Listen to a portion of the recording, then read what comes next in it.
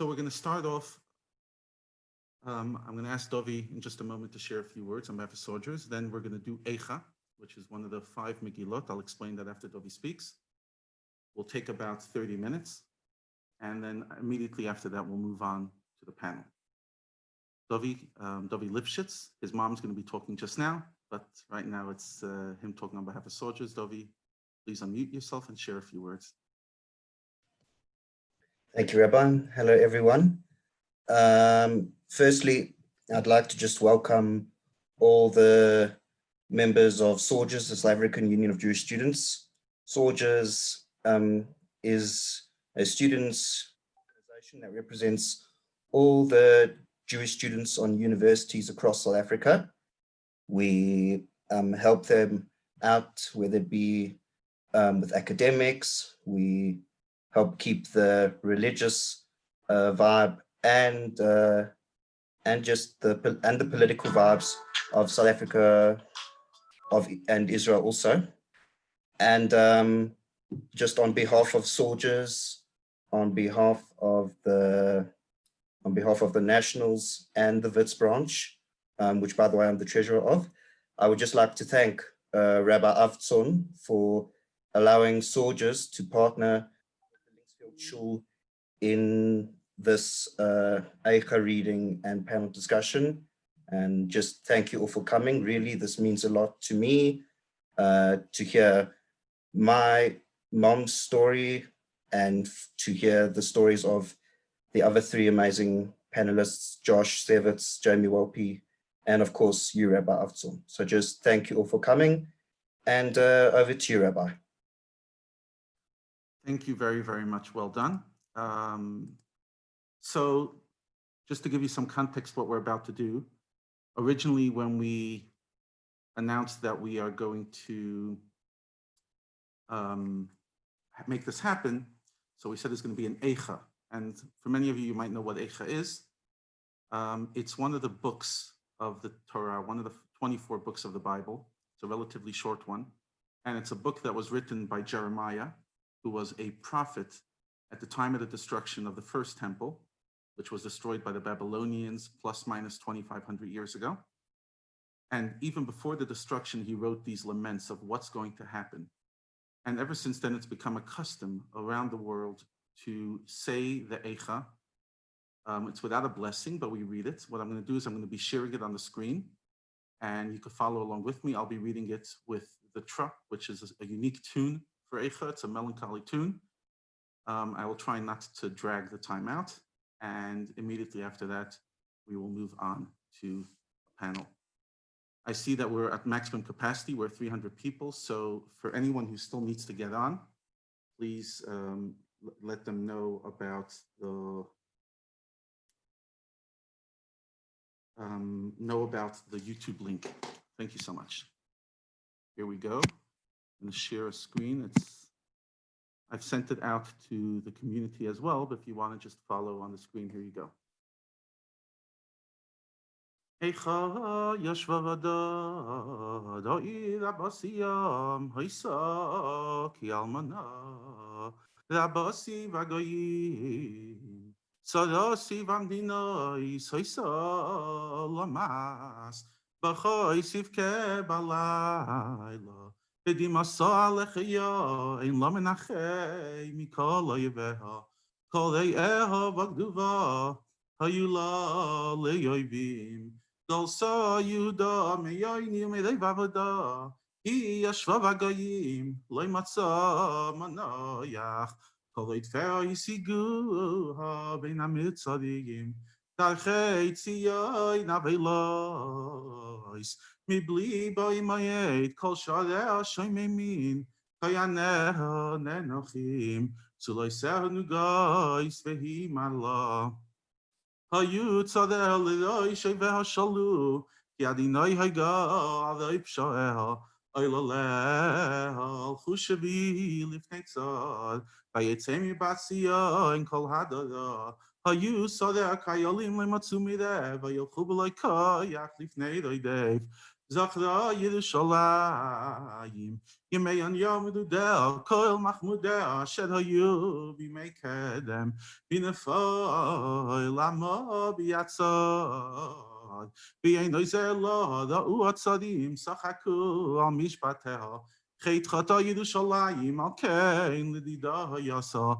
Come Chabdeh, Izilu Akido Abasa, Gam Hinencha, Vatosha Vachoil, Tumasa Bishuleha, Lo Izachra Harisa, Vatedet Kloim, Ein Menachem La, Adina Yes Yoni, Kigdi Layev, Yadoi Parasol, Al Kol Machmadeh, Kirasa Goyim Bo Mikdasha, Asher Tzivisa, Lo yavayu bakaholach, kol amon enochim mevakshim lechem, nosnu machmadeihem, v'yoichel le'ashiv nafesh, v'yei adinai v'abita, ki ayisi zoi leila, lo yalechem, kol evdei derech habitu uriyu, im yesh machoiv kemachoivi, asher lali, asher gadinai, Yom Chadoy Napoy,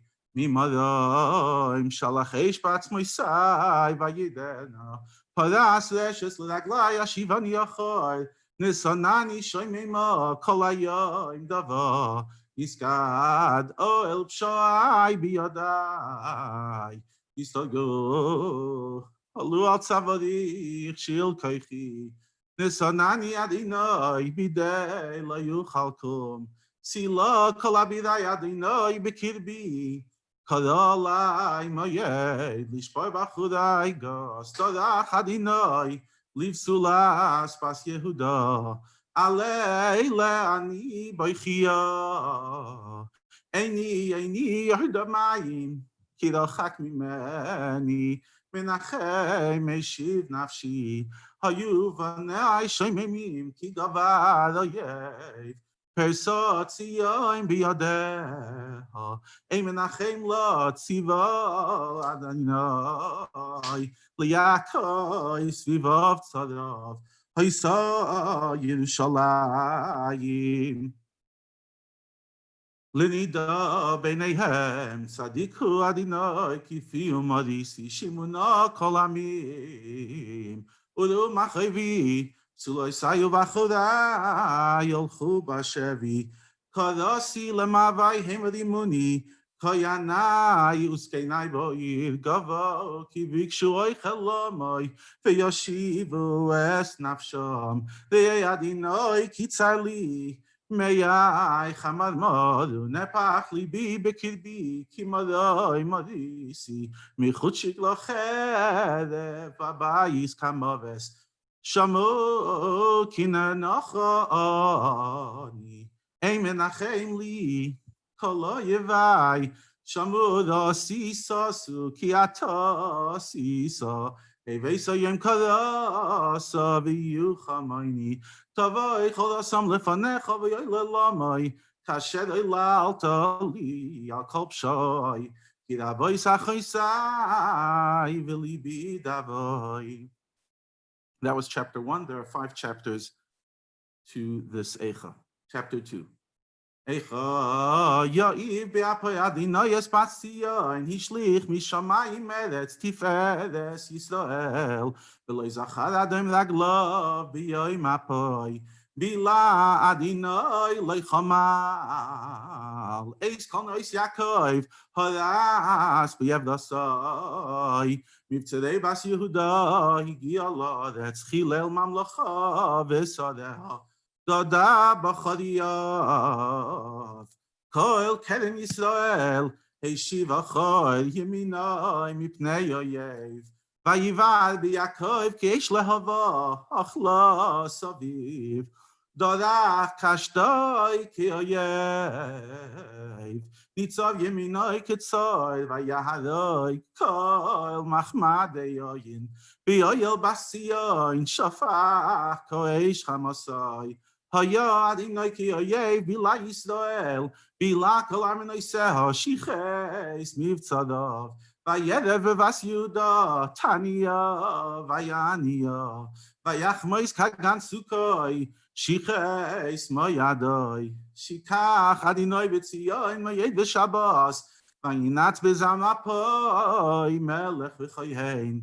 Zonach Adinoi Mizbechoi, Niyem Mikdashoi, Hiskir Beyadoyev, Choymoi Saminoi Seo, Kol Nosnu Beveis Adinoi, Ki Yoim Moyed, Choshav Adinoi Leashchis, Choymas Pasioin, Notakov, Lo Yoshiv Yadoi, Mibaleya, V'yavel Chel V'choyma, Yachdavum Lalu, Tavu Ba'adet Shoreha, Ibad V'shibad, B'richeha, Malka V'sodeha, Bagoyim Ein Torah, Gam Nevi'eha, Lo Matzu Chazoi, Me'adinoi, Yeshvu La'adet Yidmu Ziknei Basiyain, Helu Afar, Alei Hagdu Sakim, Haydidu La'adet Leishan, Sulais Yerushalayim, Kalu Badmoi, Seinai Chamamadu Meyai, Nishpach La'adet Kvedi, Al Shevet Basami, Betei Foilel V'yoinek, B'chayvais Kirya, Limay Sam Yemedu, Aye Dagan Vayayim Bisatfam Kechalai B'chayvaisir B'shtapeach Nafsha Melchek Imaysam Ma'idech Ma'adam Elach Habas Yerushalayim Ma'ashvelach V'nachamech Tzulas Basiyain Ki Gadol Kayam Shivrech Meir Palach Nevi'ayich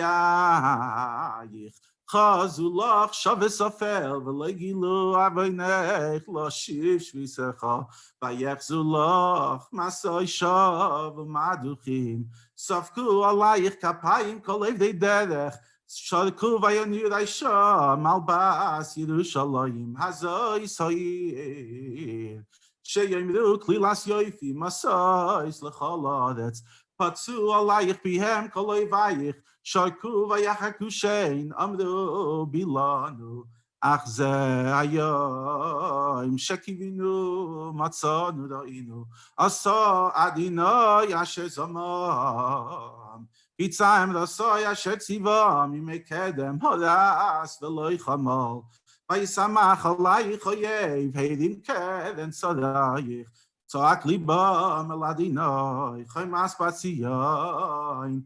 Hayridi kanachal dimayim on v'layla, al titni fugas lach, al tidaim basaynech. Ko midoini balayla, lidoi shashmudoi, shivchi kamayim libech, noi chach pnei adinoi. Si elav kapayich, al nefesh elalayich, Hatufim bedav, bedaish kol chutzos. Ve'adinoi ve'abita lemi yoilal takai. Im toichal dan nashim piryam ele tipuchim. Im yareg b'migdash adinoi koyhen v'navi.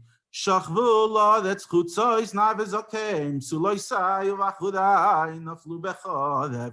Horakta b'yem apecha tovachta lo'i chamalta. Tikva ki yoy mayed migurayim misaviv v'loy haya b'yom afadinoi palit v'sayid asher tipachti v'libi siyay v'chilam. If you're following, each verse goes in the letters of the alphabet, Aleph to Taf. Now what he does is each letter of the alphabet gets 3 very short verses. So it's a relatively longer chapter, but the verses are very short.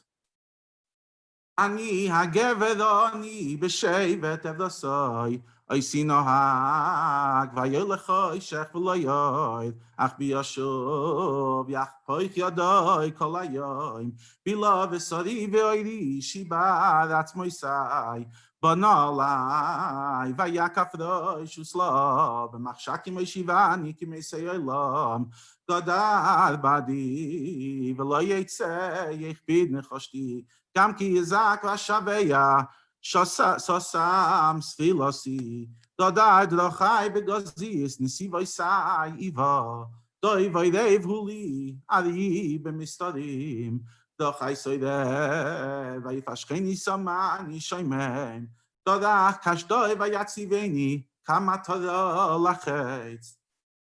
Hevi b'chil yoisai b'nei ashpasai. Ayis yischayk l'chol amin, neginasam kol ayoim. Hispiani b'amdoidim, hirvani lana. Vayakreis b'chotzot shino, yichbishani ba'efer. Atiznach mishalom nafshi, nashi si toiva. Va'oimad ovanitski, v'soichalti meyadoinai.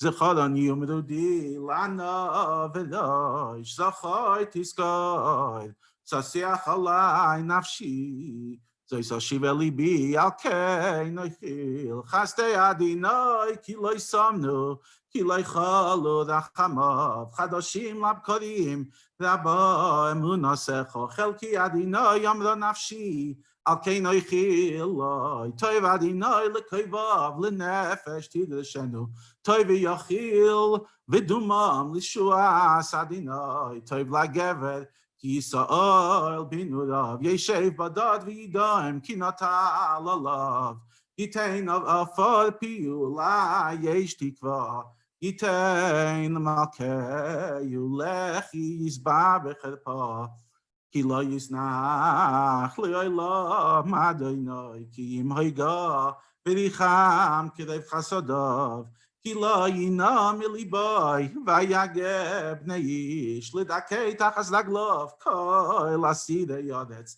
liatois mishpat gover neged neil yoin lavei sodom b'divoy adinai loida mizeh amar vatehi adinai loitziva mipi el yoin loisetzei harais ve'atoiv ma yisoinein adam choy gever al chatav Nach besad l'achenu v'nach koida v'nashuva ad Adonai Nisa levaveinu el kapoyim el b'ashamayim Nachnu foshanu morinu ata loy salachta Sakoisa ba'af atudefeinu harakta loy chamalta Sakoisa ve'anan lach me'avor tefila Sechi umay Stisimenu b'kerev ha'amim Patzu aleinu pihem kol oiveinu pachad v'fachas hayalanu ashes ve'ashover palgemayim teirei deini ashever basami eini nigra v'lo yisidme me'ein afugais adai ashkif v'yeda adinai mishamayim eini oilol nafshi mikol b'noi siri Zoitzadoni katzipai doi vaichinam Tzamsu vavoy chaya vayadu even bi Tzafu mayim aleshi amarti nigdarti Kadasi shimcha adinai mibai tachti yois Koli shamata al talemos nechal ravas chasi l'shavasi Kadafta b'yem ekroeka amarta al tira After Adinai vivei nafshi gaal eto chayoi do isa Adinai shavas avasasi shavta mishpati do isa kol nikmasam kol machshavosam li shamata chelpasam Adinai kol machshavosam alai sivsai v'kamai v'geina malai kol hayoim shivta v'kimasam abita ani manginasam tashiv lahem gmul Adinai k'masei yedeihem titein lahem meginas slave talascha lahem k'doi v'yafas hashmideim mitacha shemei Adinai. 2 more chapters that are relatively short compared to the previous ones. Eicha yuam zahav yishne akesem atoiv tishtapech navne kodesh bedosh kol chutzos b'nei tzion ha'ikodim ha'mesulayim b'pos eicha nechshavu l'nivlei cheres maaseh yedei yotzei gam tanim cholzu shad heiniku gudeihen basamili yachzor kayenim b'midbar Davak l'shon yonei kel chikoi batzama Oilalim shalu lechem poidei sein lahem Oichlim lemadanim nashamu b'chutzos Hemunim alei soilach chibku ashpatois Vayigdal avoim basamim mechatas doim hafucha kemoiroga V'loi cholu v'yodoim Zakun ezireh mishelek tzachu mecholav Admu etzem mipninim sapir gizlasam chashach mishchoet adam lo nikvu b'chutzos tzafad oidam al atzmam yavesh hayakait toivim ayu chalalei cherev mechalalei da'av shem yazu medukarim mitnu vois sadai Yidei Nashim Nachmaniyos Bishlo Yaldehen Hayu Levados Lamai B'Shevet Basami Kiladi Noyes Chamasoi Shafach Hadoi Napoi Vayatzes Eish B'Tzion V'Teichal Yesoid Oiseha Lo Yeminu Malchei Eretz V'Chol Yoshvei Sevel Ki Avoi Tzar V'Oyev B'Sharei Yerushalayim Mechatois Nevieha Avinois Koyaneha השפכים בקרבו דם צדיקים, נו עברים בחוצויס, נגויאלו בדם, ולא יוכלו ייגעו בלבושיהם, סודו תמי כדולמי, סודו אל תיגעו, כי נצו גם נו, עמדו הגויים, לא יוסיפו לגוי, פני אדינוי חלקם, לא יוסיף להביטם, פני חיינים לא ינשאו, וזקנים לא יחננו, עידנו תכלד עינינו, אל עזרנו, ואל בציפיינו ציפינו, אל גיא לא יושיע צדו צדנו, מלכס בדחי ויסנו, קרב קיצנו, מלאו ימינו, קיבה קיצנו, תלים היו רדפנו, מנשרי שמיים, על ההרים דלקונו, במדבר עבר לנו. רוח אפינו משיח אדינוי נלכד בשכיסוי סום, אשר אמרנו בצילוי נחיה בגויים, ציסי ושמחי בסדוים יושבס בירץ עוץ, גם עלייך תעבר כוס, תשכרי וסיסרי, תם אבינך בציון לא יוסיף לגלויסך, פקד אבינך בסדוים גילה על חייתו סויך. Chapter 5. Zechoy Adinoi mehoyolanu habito de esharpaseinu nachlaseinu nepchol zadim bateyinu lenachdim yisaymi mayinu einav imayseinu ki almanois memeinu bechesef shasinu eitzeinu bimchir yavayu al tzavadeinu nirdofnu yaganu layu nachlanu mitznayim nosanu yad ashur lisboy alochem avayseinu chatuv einam ואנחנו אבויסם סבלנו, עבדים אשלובנו, פיידי כמידם, בנפשנו נביא לחמנו מפני חרב המדבר, עינינו כסנו נחמדו מפני זלפוי סוף, נשים בציון נינו פסולי ספרי יהודה, שרים בידם נסלו, פני זקנים לא נדרו, בחורים תחוי נסו, ונרים בעץ כשלו, זקנים משער שבסו, בחורים מתגנסם, סבס מסייס ליבנו, נפח לבל מחילנו, נפלה תרס לישנו, אין לנו כי חטאנו, על זה היה דווה ליבנו, עלי ילך חשכו עינינו, על ארציון ששומעים, שואלים הלכו בי, אתה אדינוי לעולם תשב, כי שכר לדוי ודוי, למה לנצח תשכחנו, תעזבנו ליורך ימים. השיבנו אדינוי אליך ונשובה, חדש ימינו כקדם. כי מאויס מעשתנו, קצפת עלינו עד מיד. השיבנו אדינוי אליך ונשובה, חדש ימינו כקדם. Shkoyach everybody, thank you for your patience. That was interesting. The final verse is, we added an extra verse at the end because the final verse of the book is a negative verse and we don't like finishing with negativity. So we add a verse that's somewhat hopeful. And that's really the theme of tonight. The four panelists who are here with us, each one of them will be sharing a story of tremendous pain, but tremendous hope as well. And that's the theme, because ultimately in Corona right now, many people are struggling, many people are looking for meaning. And I was sitting, planning this event together with Bernice and a few others. and trying to figure out what's the best theme to come across. And ultimately, the best theme is resilience from tough times and strength that we could take. So obviously, Tarynne will be sharing her story. Josh will be sharing his story with his sister. Jamey will be sharing the story of Adam. And I'll be sharing a story that goes over 100 years, a lost family that's lost in the Holocaust, and literally stories that happened within the last few weeks. Each story with its own message. And I hope and I pray that you will find it inspiring. This is by far the largest program we've ever had in the show on Zoom. So this says about the interest that people have in this topic. So without further ado, I'll ask Tarynne to unmute and share your story. Are you going to be in the video? Hi, good evening, everyone. My name is Tarynne Lipshitz. Rabbi, thank you very much for inviting me to be part of this panel and sharing my story. So basically on the 28th of January, 2013, our lives changed forever. My husband was shot and killed. He was 37 at the time. I was 36, and I was left to raise 3 young children, 15, 13, and 8. The evening that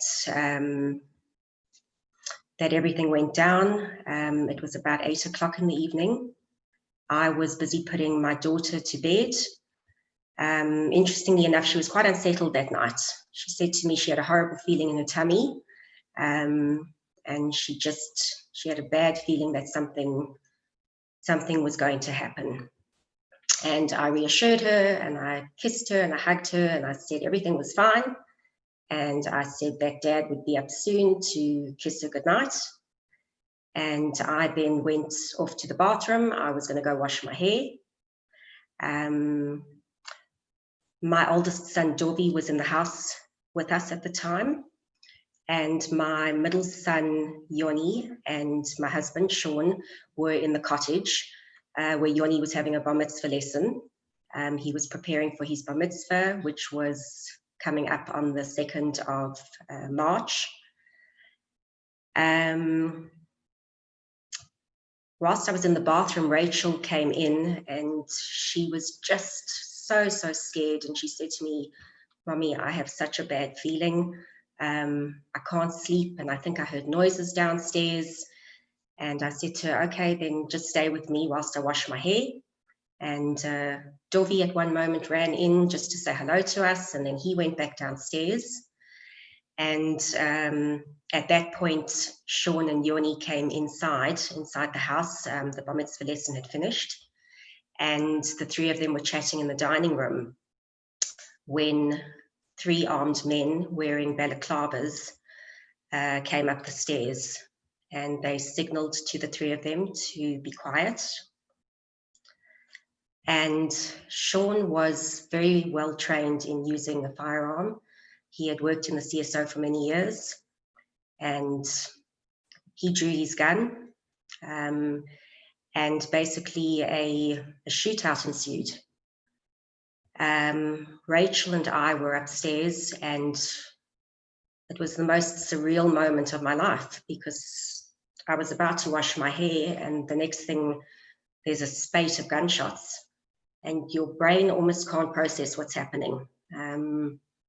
I just remember feeling like time had just frozen, and Rachel and I just looked at each other in absolute disbelief.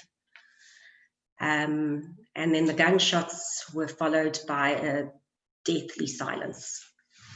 At that point, I ran into the upstairs passage, and I heard Dobby saying, "Take whatever you want." And I screamed, "Dobby, run, boy, run." And he came flying up the stairs, and he said, "Mom, Dad's been shot." And instinctively, I slammed the security gate shut. It was a slam lock, so I locked it. And then realized I had no way of getting downstairs. I didn't know where the keys were. Yoni was downstairs, Sean was downstairs, and I didn't know who was alive and who was dead and what was going on.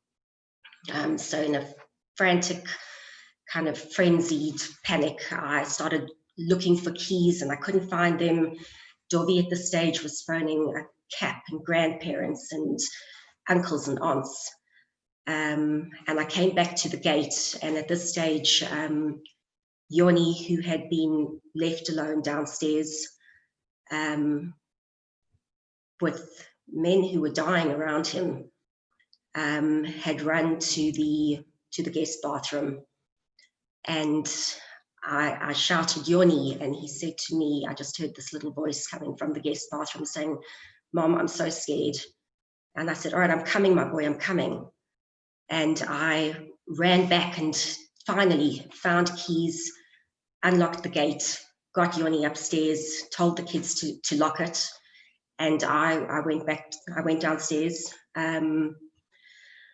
where I had to step over 2 dead bodies, just pools of blood, and got to Sean, who was lying against a wall. And I shook him and I screamed, but he was unresponsive. And soon Cap arrived. I just remember the one Cap officer standing there and like looking at him and saying, please help me, please. And, that wasn't his field. He was there to now protect whoever was alive. And he stood there holding his gun, and I was begging, but he couldn't do anything. And then family members arrived. And at that point, they wanted to get us out the house. And the kids came downstairs. Something that sticks in my memory was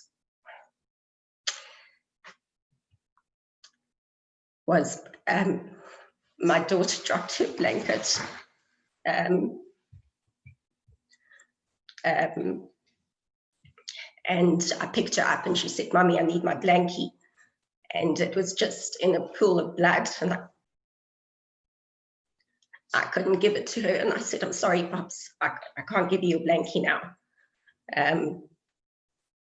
And we left the house, and the 4 of us, when we were together, we said the Shema. And then we went through to my brother and sister-in-law's home. And I came back to the house to obviously see what was happening and what was happening with Sean. At that stage, my brother had been there for quite some time, and he had been administering CPR on Sean relentlessly, but he wasn't able to revive him. And he came to me and he said, I'm so sorry, he's gone. And I then had to go back and tell my kids that their dad was dead. That night was terrifying. It was truly terrifying. I had no idea how I was going to survive.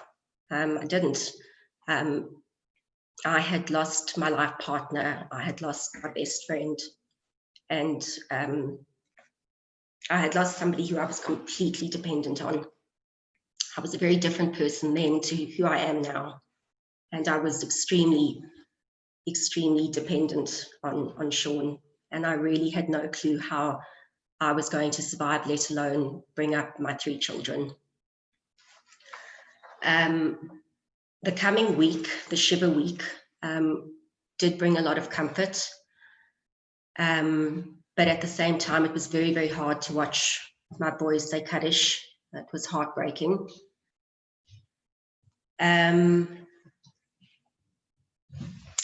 that time, and certainly for many, many weeks, if not months, I relied heavily on saying Tehillim. That's something that seemed to work for me. Whenever I was down, whenever I was scared,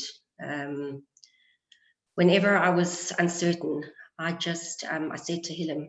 And I don't know why, and I don't know how, but that helped me a lot. I'm very, very grateful that I had my children, because they were the reason that I got up each morning. I needed to be there for them. They were bigger than me in terms of that. You know, they were more important than me. It wasn't about me at that point. It was just about ensuring the survival of my kids. And I presented as very strong at that point. Not that I was, but that's how I presented. I think because I needed to present as being strong, almost kind of like fake it till you make it. And that's not to say that I didn't cry, because I did. I cried plenty, but I cried when I was alone.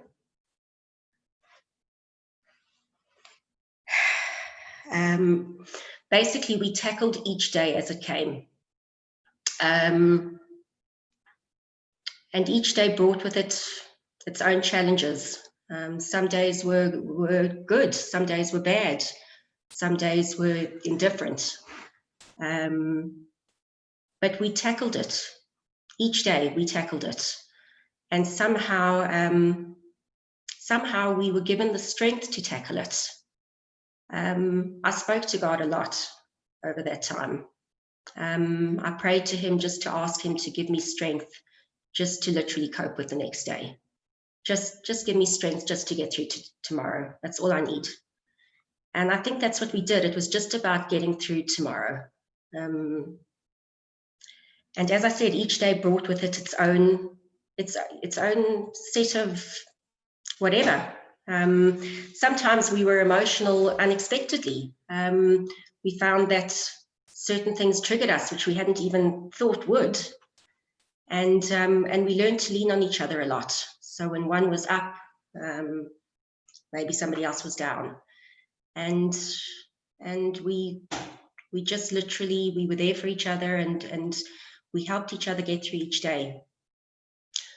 I think part of my journey took me through needing to fill a void, really needing to fill that void, to then accepting that there was a void and that there will always be a void, but realizing that you can still find happiness in spite of that. And my kids, in their own way, also felt also found themselves dealing with it in their own individual ways. I must say my kids were and have been extremely resilient. The year that Sean died, they were incredibly productive in terms of achieving goals, setting goals, making things happen. They never once sat back as victims, and they would not accept anybody feeling sorry for them. I don't think any of us would. You know, we lived by the words of Sean, actually. Something that Sean had said always, one of his favorite sayings was, play the cards that you've been dealt to the best of your ability. He had also experienced hardship as a child. He lost his father to leukemia when he was 11. And so he knew what it was like to be dealt an unlucky hand. And he always said to all of us, and particularly the kids, you know, you play the hand you've been dealt. Don't feel sorry for yourselves. This is what's happened. Play it. And that's what they lived by. That's what we all lived by. And I think that got us through many, many a tough time. Look, the years have been up and down. I can't say it's all been plain sailing. I think this is the first year since Sean died in 2013 that we are not necessarily putting out a fire or not. We've moved into a new home, and lockdown actually surprisingly has brought a sense of peace and comfort in that everything has slowed down, and it's given us an opportunity, I think, to really process what's happened in our lives over the last couple of years.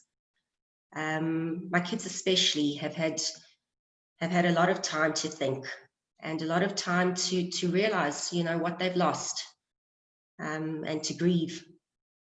And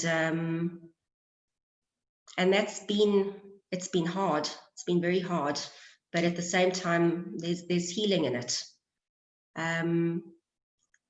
Things that have been hard for me this year is the realization of, Rachel expressing to me, I don't remember my dad.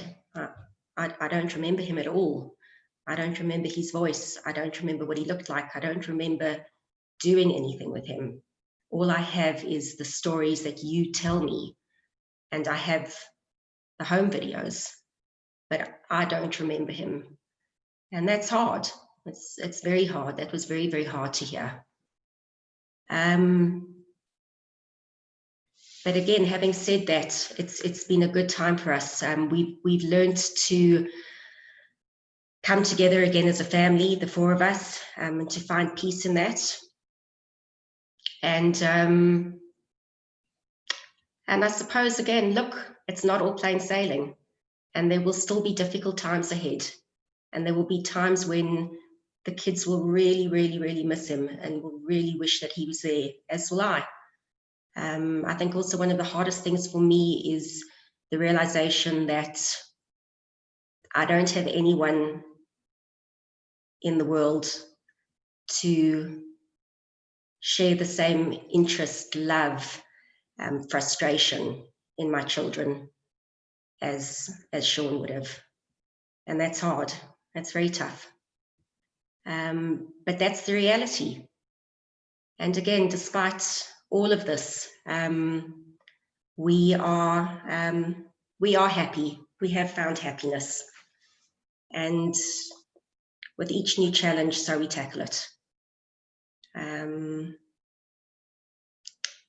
that's my story. Thanks.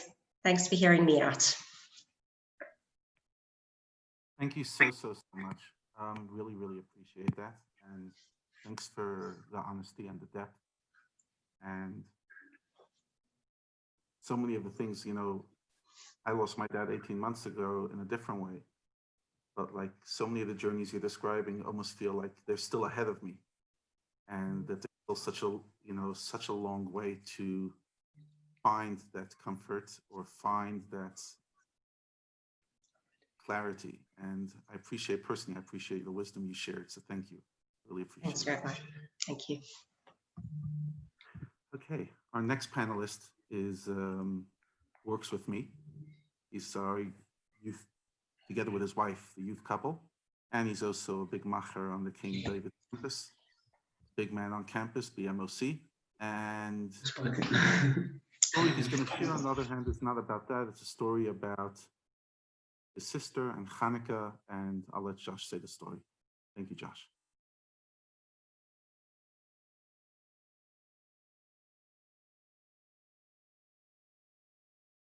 Ready when you are. You have to unsilence yourself. Ask to unmute. There we go. Okay, thanks, Rabbi. Sorry about that. Well, that made you co-host. Thank you. No problem. So good evening, everyone. As much as I can be on Tisha B'Av, and of course we're hearing some real stories.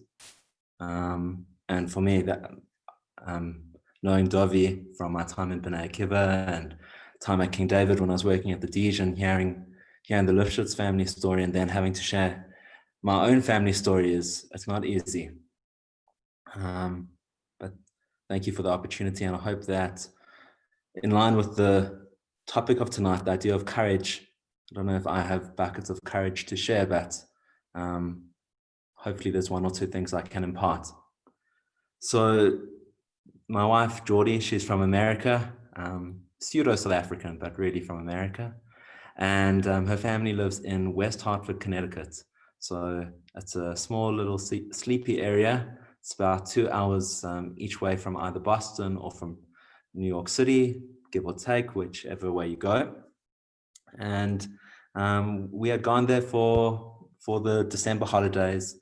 We hadn't seen Geordie's family together in a while, and we took our daughter Shirelle with us. Couldn't really leave her, but obviously for them to get to enjoy her and spend Hanukkah together.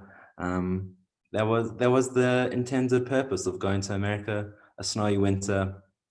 So we hadn't been there that long. I think we had been in America for about 4 or 5 days. And it was the first night of Hanukkah. And I remember we went to this Chabad public menorah lighting, which is a big deal. And they had Gadol Baz, which is this famous Israeli singer. So it was a big deal that Gadol Baz was in West Hartford, Connecticut. And it was crazy. I was looking through my photos the other day, and I still have pictures from that night of Hanukkah. But obviously, upon reflection, those pictures mean a lot more to me than they probably did at the time. So anyway, we had gone to this public menorah lighting ceremony, and then we had gone back to Geordie's house, to my wife's house, and we were waiting for the siblings to come back, and then we were going to light Hanukkah candles together, and we were then going to have dinner and a nice first night Hanukkah celebration of sorts. So anyway, my phone was busy charging in the bedroom, and I was sitting in the lounge with Shirelle, with my daughter. We were playing, having a good time. It was late afternoon, evening, already dark in America because of the winter. And I noticed that my watch started buzzing, alerting me to a phone call from my sister, Belinda. Now, I quickly did the math in my head, and I realized it's like 2:30 in Israel. Why in the world is Belinda calling me at 2:30? And my mind started going places, and I was like, okay, let's just calm down. Maybe it's a pocket dial. Somehow she's turned over in the middle of the night, or she can't sleep. Let's just be calm about this. So anyway, I got up and I went to go get my phone, and I called her back straight away, and I was like, hey, what's up? It's like 2:30 in the morning. And she told me that there had been a bus accident, an Egged bus accident. Haley was on the bus, and it's not confirmed yet, but there's a strong probability, a strong likelihood that Haley has been killed. And I mean, obviously the first instinct with that is just to start fighting that. Okay, whoa, let's slow down. How do we know she was on the bus? Are we certain about that? Do we know if there's anyone that's injured? Maybe there's people that they haven't identified. And the truth is, at that time, Belinda didn't really have answers for me. She didn't know too much herself. And the only reason she had called me is because she knew that I'd be awake. I was the only person that she could call at this point and share it with. She didn't want to wake up any of the other family members on a possibility that Haley had been killed.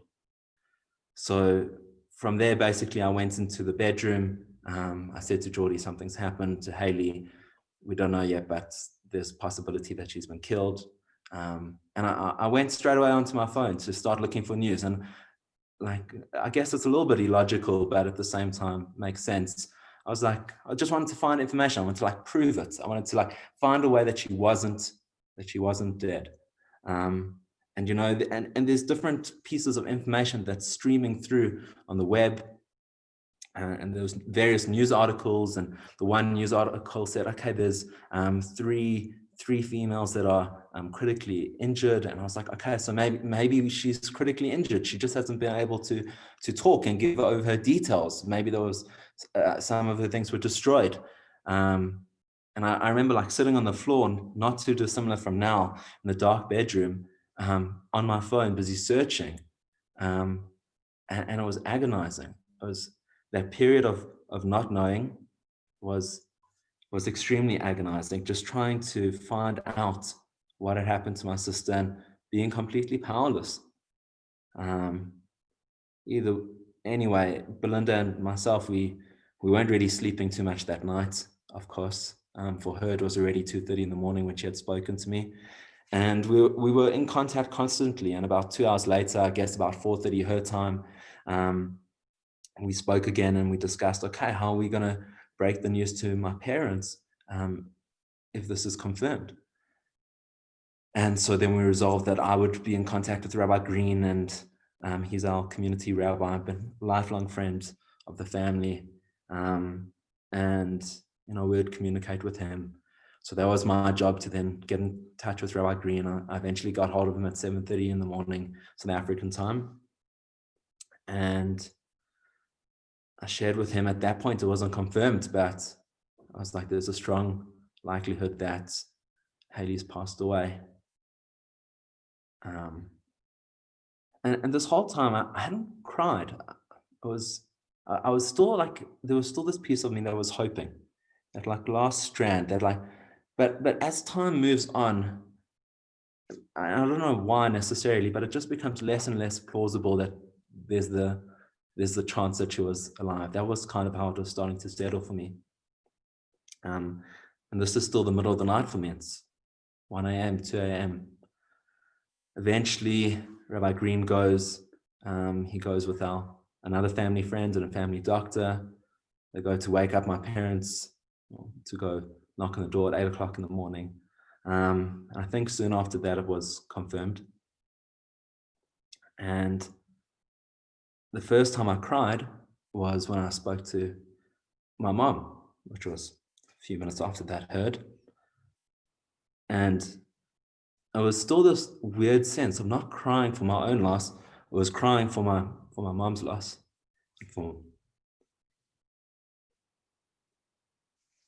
And for my dad's loss, because how sad is it for them that they've lost a child? How heart-rending must that be? But it still wasn't for me.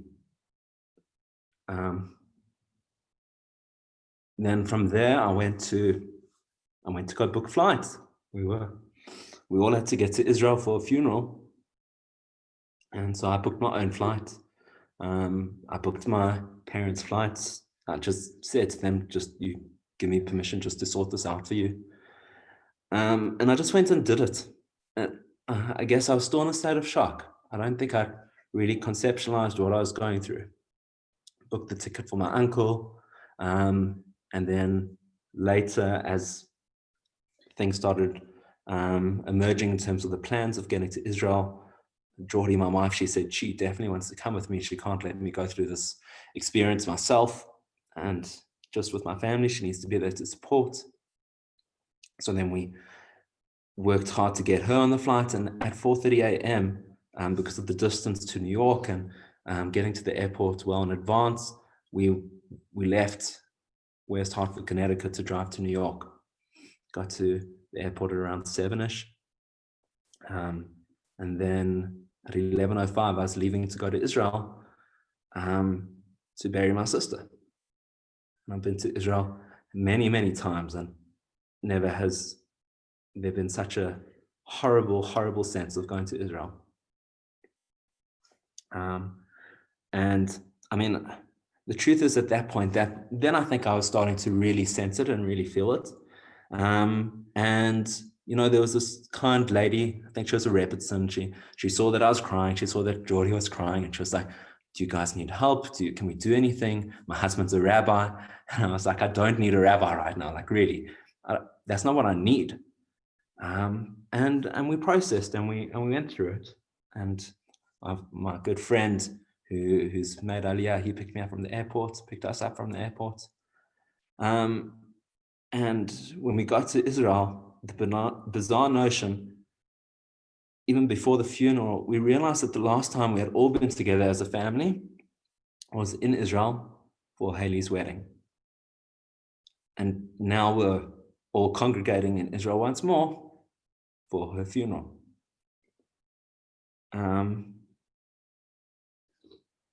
Either way, Shiva was very difficult, and then went back to America, and then had to come back to South Africa. And it wasn't an easy period. And actually, when I was in America, I felt like Geordie's family were great. They were really doing what they could, but I wasn't in my place. And then I came back to South Africa. And then, you know, I had a bit of quiet time, started work not too long afterwards. And I think in terms of adapting back into regular life, I did it quite quickly. I don't think that it took me long to adapt back into regular life.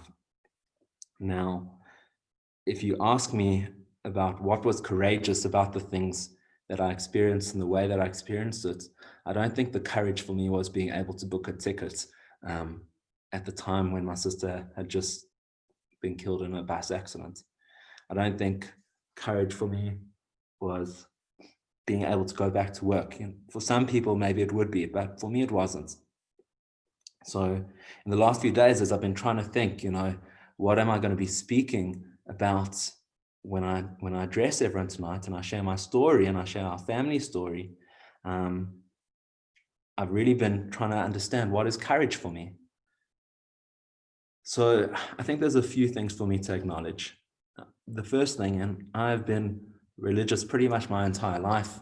I fasted Tisha B'Av since my bar mitzvah without fail. There are numerous years that I can recount where I felt like I had connected with the idea of Tisha B'Av, but truly, truly, truly, this is the first year that I understand the idea of loss. It's so ironic and it's so humbling. The first few words of Eicha, I write them down there in the Tanakh. It says, Eicha yashva b'dad, okay? How a city sits alone, how a city sits in isolation. And I was listening to Rabbi Jonathan Sachs, and he was saying how, if you look at these pictures of all these great cities around the world, of Paris, of New York, of Jerusalem, how you see them totally isolated. You see them totally empty at this moment in time. And I was like, for the first time, I actually understand what that means. And not because of coronavirus, but I understand what that means because when we lost Haley, and when you lose someone that you care about, and especially so unexpectedly, and for me, you just feel like it's an empty city. You feel like it was a city that was vibrant, that relationship that was functioning and had so much energy to it, and you feel empty. You feel like there's a major cavity where something should be, and you don't understand how it's gone. So for me, the first thing is, in terms of courage, is actually just recognizing that. The second thing that I was reflecting upon is last year on Tisha B'Av, I was sitting in Johannesburg. Rabbi Millstone had come out from Israel to share his wisdom. He's a rabbi at Midrashat Harava in Jerusalem. And he was saying how what we mourn for on Tisha B'Av is that loss of knowledge. The Beit HaMikdash was the conduit to us connecting with Hashem. We had nevuah, we had prophecy. So if we had a question to Hashem, we could just ask it and we'd know the answer. And so that's on a macro level, that's on the global level, but on a personal level, now I understand what it means to want to ask someone a question, but you won't get an answer. So we have to guess. We have to do our best, but we guess. Then the third thing that I was reflecting upon is, what does it mean? And this idea of meaning is something which is very important to me, but it's very hard because we don't actually know what it means. And I'm not sure if I know what it means yet. I'm not sure. I'm still, it's early days in the grieving process.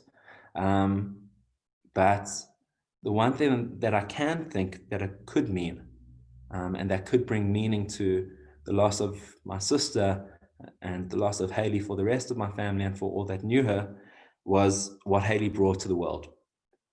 And we had written on a tombstone engraved, which we recently laid up in not ideal circumstances because of coronavirus, but we're glad that we've done it.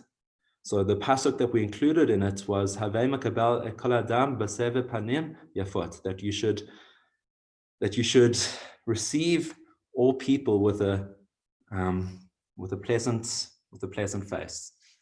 And that was Haley, and that was what we lost from the world. Haley used to do that just intrinsically. And so for me, what courage would be, and what I will do, what I find is courageous for me, is if I'm able to bring what the world lost a little bit from Haley and emulate what Haley taught us. So maybe just an ending thought. We know with Tisha B'Av that they say that that the major sin and the loss of the Beit HaMikdash was sinat chinam, was senseless hatred, and that we want to bring avat chinam. And I think it's highly appropriate that when I'm talking about Haley, that we understand that Haley was a person of avat chinam. She was a person that just loved everyone freely. She, in so many of the messages we got, was about how Haley ran up to people and gave them a hug, and how she was there for everybody. And now courage for me would be to be able to take that and to be able to share a little bit of that with the world. So thanks for letting me share with you. Josh, thank you so much. Again, I remember when your sister passed away and we were talking, and I think it was you says that grief has a language, and until you don't taste it, you don't actually know that language. And it's unfortunate. It's not like patronizing to say, gosh, there's a language and those who don't grieve are not lucky to have a language. It's a terrible language to be part of. But until you don't feel that's part of your heart being ripped out, it's like a different language. Like you just said, Tisha B'Av has a different meaning. Our next speaker, Jamey, didn't really get to know him before a year ago. But just over a year ago, the Adam Seif story occurred, which Jamey will refer to. And ever since then, life has been very different. So, Jamey, thank you for the courage to share. You've done incredible stuff in the past year. I hand it over to you. Thank you, Rabbi, and thank you to the previous two speakers. The stories really are unbelievable, and I mean, just the way that you guys have dealt with your loss is very inspiring. I kind of approached this from a slightly different point of view. So I've prepared a speech on how less about the story and more about how I've dealt with it and the people around me have dealt with it, and what I've taken from the suffering that I've endured, and how Adam's death and Adam's story has changed me as a person. So just a bit of background before I start. My name's Jamey Wolpe. I'm currently studying actuarial science at Sevitz, and Adam Seif was my first cousin and my best friend. My mom, Tracy, and Adam's mom, Jody, were twin sisters. And so naturally, Adam being 3 months younger than myself, we grew up together. And, you know, he was a person that I really just shared my whole life with, shared my childhood with. We were in the same friend group at school. And, you know, he was studying medicine at Wits as well. So, you know, everything that we kind of did, every memory that I really have of my childhood and of basically every point in my life before 2019 includes Adam. When we are no longer able to change a situation, we are challenged to change ourselves.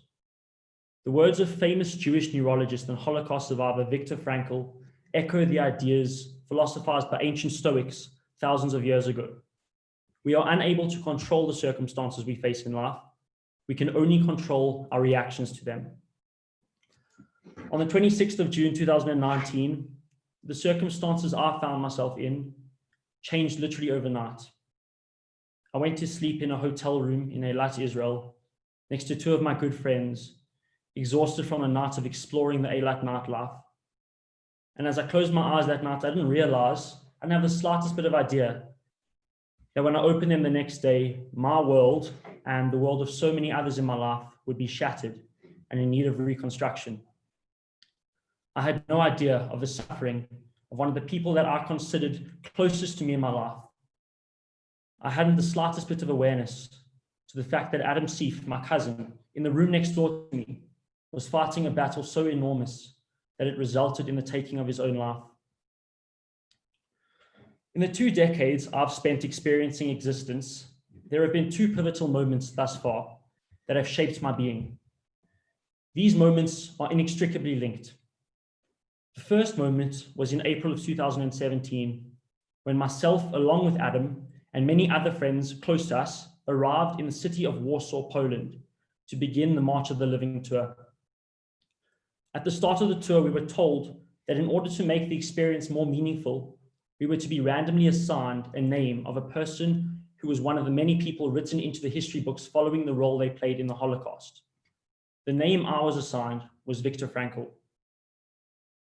As we rediscovered the history of our ancestors and the atrocities they faced, I was introduced to the word grief.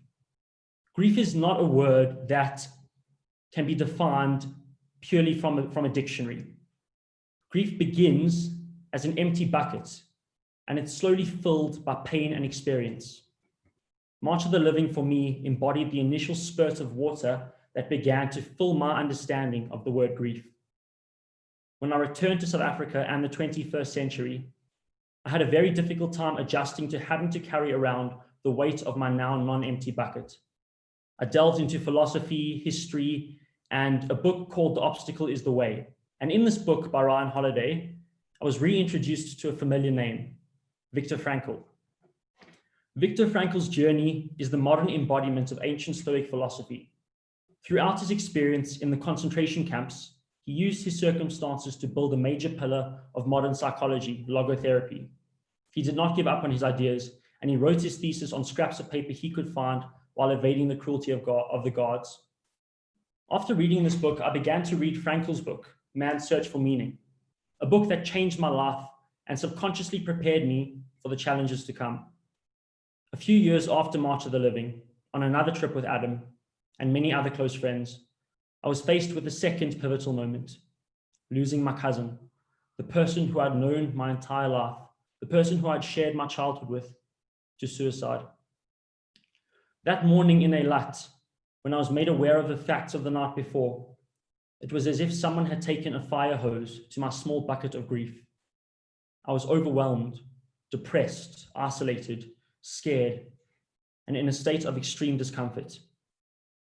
I remember being woken up to a knock on the door by the rabbi and rushed to put on clothes. I remember putting on my friend's shoes, didn't really know what was going on. I was very disorientated, and I was rushed out of the room, and all I could see was just police tape everywhere. And as we were walking down the stairs, I said to the rabbi, "What's going on? What's happened? Is everything okay?" And I remember him saying to me, "No, everything is not okay. Something has happened to your cousin Adam." And when I was in I was still very disoriented. I didn't really know what was going on. He told me that Adam had fallen the night before. So, naturally I was thinking, he's maybe I can visit him if he's in hospital, or, I didn't really know what was going on. And he sat me down at the bottom of the stairs and said to me that Adam had passed away. And I remember at that moment, it's similar to what the two speakers before me said. When faced with the moment where you just know that your life has changed from that instant, it's as if time physically stops, and it's very difficult to comprehend how I felt in that moment. There's just a feeling of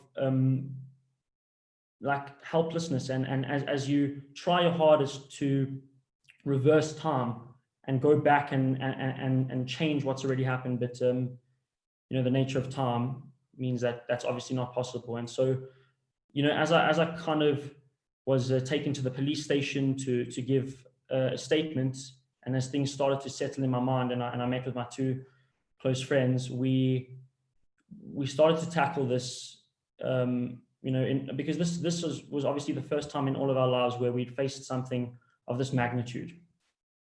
Upon returning home, my immediate instinct when facing the full weight of the news was to hide away and to retreat into myself and to escape the brutality of my new world. But as the days passed, I discovered that I had subconsciously been preparing for this moment for the last 2 years. Indirectly experiencing the horrors of the Nazi war machine, touching the tip of the iceberg of grief, reading about Viktor Frankl, Nelson Mandela, Seneca the Younger, Marcus Aurelius, and Stoicism. In Frankl's book, Man's Search for Meaning, he explores an interesting idea, the idea of a person being worthy of their suffering. What this means is that each human experiences suffering in one way or another throughout their life, and each person's suffering is unique. Being worthy of your suffering is to recognize the unique opportunity you face and use it to grow, learn, and share. Here I faced a unique opportunity, not unique in the circumstances, but unique in my perceptions of them. As far as I was concerned, I had two options: succumb to my circumstances or face them. But reading something and executing it are two completely different things. It is extremely difficult to follow the advice of Frankl, but luckily I had an external source of inspiration: my auntie Jody, my uncle Justin, and my cousin Megan. Watching them and the way they dealt with an unimaginable obstacle inspired me to confront my own suffering and to strive to be worthy of it. Myself, along with my close friends, decided to start an organization called Adam's Forum. We are a website dedicated to shining a light on mental illness and providing people with a community, as well as the tools to reach out for help. Mental illness has been described as a war in which your enemy tries to convince you that the war does not exist. We are here to say that it does, and we, along with countless others around the world, are standing beside you in battle. Throughout my personal experiences with mental health issues, directly and indirectly, I've come to realize that mental illness has been greatly underestimated in the modern world. Just because a wound is not physical does not imply that it does not require medical attention. It is extremely important now more than ever to support one another, confide in one another, look out for one another. The finality of our actions makes the battle even more difficult. And that's why we should be looking to prevent rather than treat. Time is unidirectional, and it moves with unwavering, apathetic pace. As hard as I try, I cannot bring back Adam. I cannot change my circumstances. But what I can do, what we can all do, is change our reactions to them. We need to use this as a wake-up call.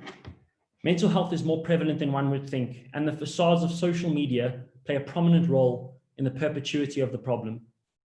We cannot see what goes on behind timeline walls. Adam's Forum is our way of keeping Ad alive.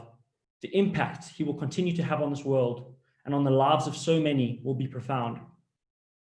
He will and already has saved countless lives, but his powers only exist if we are worthy of our suffering and actively engage in this war. Mental illness is a poison that only reveals itself after the damage has been done. And for this reason, we cannot wait until mental illness presents itself before we begin administrating the vaccine. We need to make systematic changes in the way that we engage with one another in order to eradicate the toxin at its infancy. We need to focus on prevention rather than prescription.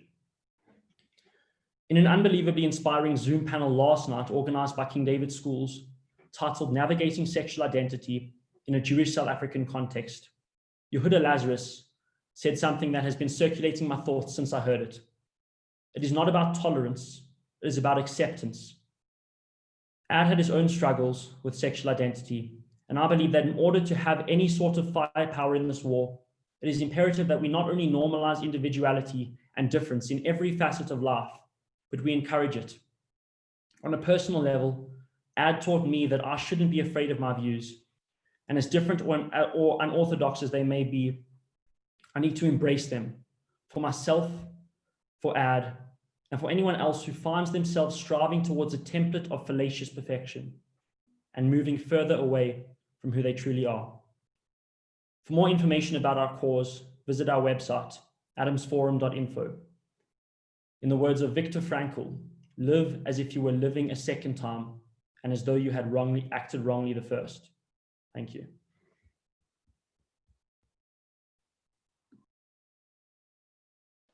Thank you so much. I really appreciate that. Sorry that I'm actually talking on two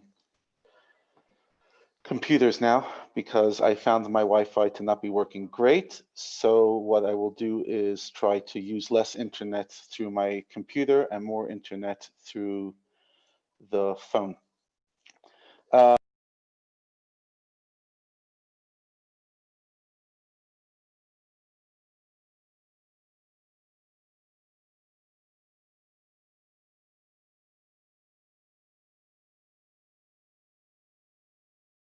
Sorry. I just noticed I'm on mute.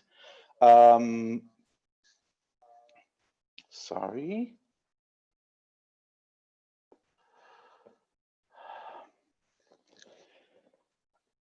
I'm choosing to share a story tonight that is unusual and different. It's not similar to the stories that have been shared till now.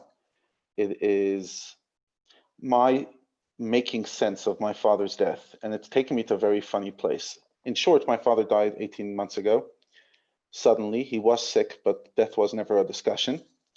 And when it came, it knocked me off my feet, and I've never recovered as of yet. And in finding meaning and in finding healing in all this, I've had to dig deep into a story that I've never really been interested in. That is my father's story and where he comes from. See, my father was a very non-sentimental type, so he wasn't exactly the kind of guy that would talk about his family and what he lost. But in trying to make sense of my father's death,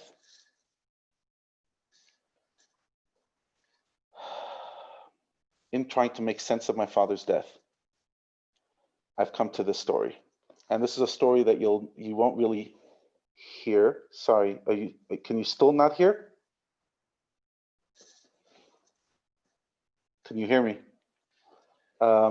If anybody can't hear me, just let me know and then I'll be able to. Okay, all good, perfect. Here's the short story. Walk with me. I'm going to do it very quickly, but my name Avtzon is a very unusual name here in South Africa. Where in the world it comes from, I still don't know where that name came from. All I knew is that my grandfather was born in Russia, came to the United States in the 1950s, ended up having 15 children. Number 8 out of 15 was my father, and I was a son. Where my grandfather came from, what happened to his family in the Holocaust, what happened to his family in communist Russia, I had no idea. And the truth is, he had no idea. For many years, my grandfather thought that his family had all been destroyed in the Holocaust. So much so, in the 1950s and 60s, he named children after his parents, thinking that his parents are dead. Only in the late 90s did somebody show up and a connection was made where somebody showed up and said, by the way, there are relatives living today in the former Soviet Union.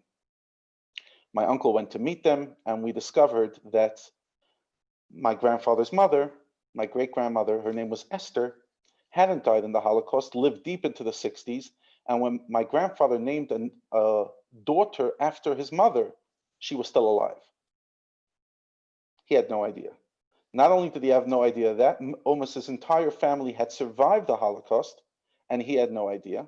By the time my grandfather discovered that all his siblings were dead, had passed away, and then my grandfather passed away in 2001, and the story went. Now, I come from a large family. It's not exactly the most sentimental family, and nobody really dug into the story, and the story lay dormant. A few years ago, I started getting very curious. Who was my grandfather? What were his siblings' names? What happened to them? Nobody knew. I signed up a membership on MyHeritage, wasted $200 a month, $200 a year for a long time, and got nowhere. And believe it or not, this is what happens. About 6 weeks ago, MyHeritage was supposed to renew my contract. And they charged me $200. I send them an email and say, I'm canceling. Why am I canceling? Because I haven't gotten any value. So they say, okay, we'll cancel. 24 hours later, a person who I'd reached out to on MyHeritage years ago says, I discovered real relatives of you. I called back MyHeritage and I said, sign me up. That was a very quick change. And what I'm going to show you is how one family, this is a story of just one family, the Avtzon family, how the challenges of the last century affected one story. You know, you often hear Holocaust stories and you're told that it's very hard to gain perspective on something so big. This is one family whose story has never been told till now. Never been told because nobody knew it. Here I go.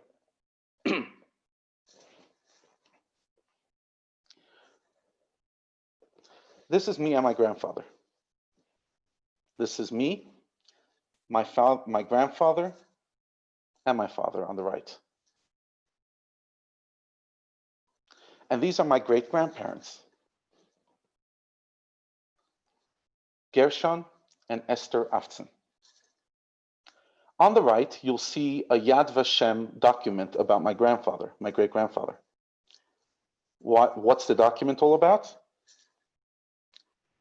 Somewhere in 1941, 1942, he was running away from the Nazis and died on the side of the road and was buried somewhere. And the person who submitted this to Yad Vashem years ago was a person, Sima Levina, who I had no idea. So I had found this Yad Vashem document 2-3 years ago, but I had no idea who Sima Levina is and how do I even contact her. As you can see, it's a religious family, but it's not a Chabad family. It was a typical Russian family. My great-grandfather was a tailor. But we had no idea about siblings. Literally, we didn't even know their names. My uncle, who did a bit of investigation in the late 90s, got some names right and some names wrong. And then on this WhatsApp group that I opened with the new family members I discover, within 2 days, I discover an entire family. And I'm going to go in short. It's obviously not your family, so I'm not expecting you to get sentimental. But nevertheless, just understand what happens to a family. This family, my grandfather died in 2001 and he was in his 90s. So this is a family that's been, mostly all of them have passed away in the 70s, 60s. Some survived till the 80s. And even their children, most of them have passed away. So my father's cousins, almost nobody's alive. Although from my grandfather's children, 14 out of 15, all the children besides my father, thank God, are still alive. And just an interesting anecdote, because tonight was talking about mourning. When my father passed away 18 months ago, I most probably had the largest shiva in recorded history or close. Because my father is one of 15 children, so 14 siblings sat shiva. My father has 12 children, and my mom. That's 27 people who sat shiva together. Only one aunt wasn't able to make it. So 26 of us, but 27 people sat shiva for one family member. That's the magnitude of a family. But the entire family that I discovered in the past few weeks, this family, counting all of the children, everything, it's not even like 5% of what my grandfather's family turned out to be just by the numbers. But this was his oldest sister. She's the matriarch of the family. And I'm going to tell you a story that's heartbreaking. Her name was Risha Raya. My grandfather, who was the Haredi of the family, the hardcore from me, he went to yeshiva, became really hardcore. At some stage, he was arrested by the communists. And when he comes free from the communists, he comes to his sister, shows up to the town. I only heard the story a few weeks ago, and begs her to take him in. The problem was that this sister had the police had approached her the week before and said, your brother might show up. If he shows up, you have to declare him to the authorities. So she knew that if she holds him, she's at risk of my grandfather dying. So she sells the family's wealth, the silver, gold, whatever they had, gives my grandfather a certain amount of money, and leaves him. Go leave. And she never hears of him again. For the next 20, 30 years, she's convinced that her brother was killed by the Nazis for her fault. My grandfather, on the other side of the planet, is convinced that his whole family's dead. Meanwhile, they're both alive. How did she find out my grandfather was alive? The most ridiculous story. One of her children or nephews, I don't recall, applied to be a policeman in Russia. And they said, we don't trust you because you have an uncle in America. So he comes home, turns to his mother and says, we have an uncle in America? And she says, oh gosh, my brother survived, he's in America. So my grandfather was always paranoid that the communists knew where he was. He would lock the door in Detroit with 6 locks. And the truth is they did know where he was locked. And they actually, they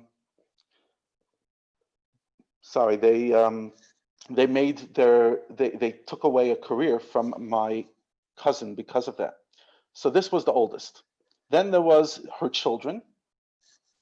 Then there's the next brother of my grandfather, Gregory, 1900 to 1975, married to Leah Lisa Gurevich. Nice guy on the right, totally doesn't look like my grandfather, not even feature-wise, but he's my great uncle. And here's a sad story. I don't have a picture, and I don't think I'll ever find a picture.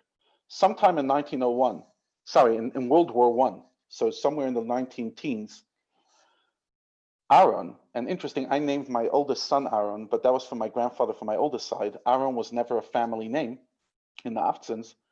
He was killed. There's different legends. According to some people in the family, he was hung from a tree by communists or during the interfighting in Russia. According to other opinions, he went to volunteer for the war effort and didn't survive. This is Rosa. She never got married. She was a strong woman. And listen to another story of amazing thing. My cousin reaches out to me after I shared this story with my family a month ago, and she says her daughter had a baby recently, and just before the baby's naming, she has this obsession. I have to name my daughter Rosa. And it's not a name of the family. And suddenly we discover that we all had a great aunt named Rosa. This is Boris Ben-Sion, married to a woman named Fanny. She dies sometime in World War II, gets married again. Again, these are people we didn't know exist. These are people, literally, these pictures were never seen by the family till a month ago. Shimon, I still don't have a family picture of. He has descendants living in Israel. And then was my grandfather, 1901 to 2001, had 15 children. This is him when he discovered that some of the family survived in the late 90s. He gets a few pictures of them. These are just some cute pictures of my grandfather and his 15 kids, just to understand what a family of 15 kids looks like. If you could see where my mouse is pointing, that's my dad with the glasses standing next to his mom. And in the smaller picture, my dad really doesn't look great. He's the one standing next to my grandfather, that little boy with the eyes cross-eyed. He had to have surgery at the age 2 to solve his eyes. So that's why I pretty much estimated, my father was born in 57, that's when the picture was. This is some of the descendants of my grandfather. And when I say 20% of the family, it's probably less, but I don't want to be, I don't want to put myself at risk, but definitely not more than 20% of my grandfather's descendants today. And here's the final family member. There were a total of 8. Vera, Devora. She never got married because her older sister never got married. And she felt, how can I get married and betray my older sister? And she lived all the way till 1993 and was the kindest, most gentlest person. Now, I think often, I ask myself, where would my life be if my grandfather never went to yeshiva, met my grandmother, had 15 children? And I currently in contact with relatives, a relative in Germany, a relative in Russia. And for me, sharing with you a story that happened over 100 years, because literally my first aunt was born in 1898, was to show you how sometimes decisions we make in our life at some stage seem to be just for the moment. But that decision that my grandfather made to leave home, go to yeshiva, not only helped him get out of Russia, helped him marry my grandmother, have 15 children, have me as one of his 120 grandchildren, have my children as some of his hundreds, literally 400 or 500 great-grandchildren. And that's the message I want to leave with you tonight. On Tisha B'Av, we mourn and grieve bad decisions that were made by the Jewish people. Decisions to hate one another, decisions to create discord. So I encourage you and beg you that as you reflect on the 3 amazing speakers who spoke tonight, to ask yourself one question. What decisions could I make in my life to develop courage? What decisions in my life can I make to develop tenacity? And what decisions can I make that in 100 years from now, in 2120, if there is a COVID crisis and there's a Zoom and a few hundred people come together on a Zoom to listen to a story, what will your great-grandson, who never met you, say about you? Good night. Thank you. Fast well, and God bless you all. Thank you so much.